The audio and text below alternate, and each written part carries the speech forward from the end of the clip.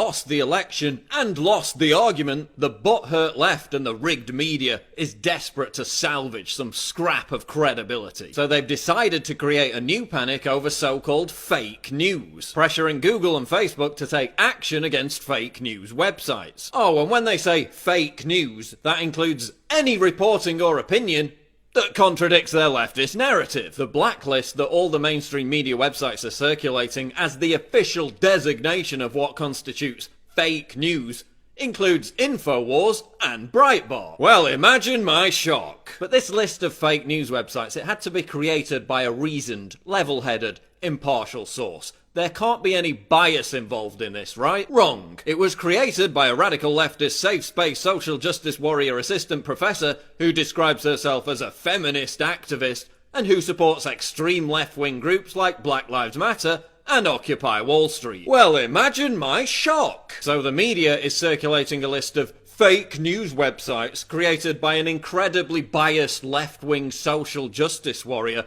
which just by coincidence is full of conservative news websites, and then demanding Google and Facebook censor that content. This is all happening while Twitter also mass purges so-called alt-right accounts for daring to express unauthorized opinions. They're also promoting a Chrome browser extension that automatically flags so-called fake news websites based on this same SJW-created blacklist. And, imagine my shock, Infowars.com is on that list. Listen, we all know that there are actual fake news websites. They're pretty easy to spot, and some of them even admit that they're fake news websites. But there's a difference between fake news stories like this and having a conservative opinion. And anyway, who gave the mainstream media the right to be judge, jury and executioner of what constitutes fake news? All you do is put out fake news. You're the aficionados of fake news. You put out the fake news that Hillary Clinton was 98% likely to win the presidency. You printed out and shipped copies of Newsweek celebrating Madame President. You said the Cubs had a smaller chance of winning than Donald Trump. You put out fake rigged polls that were proven spectacularly wrong. You put out fake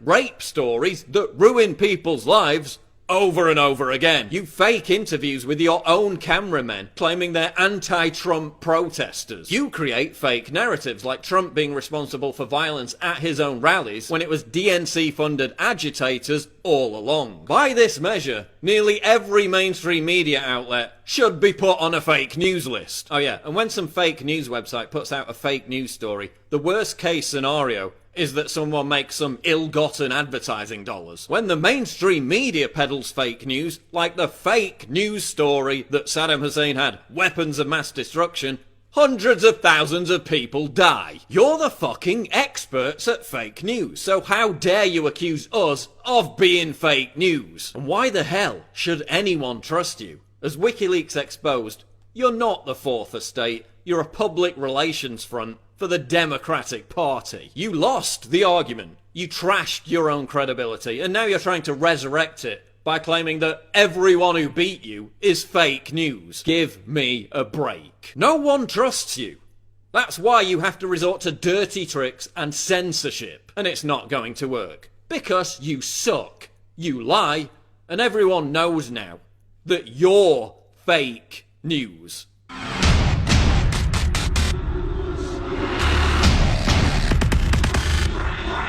Wow.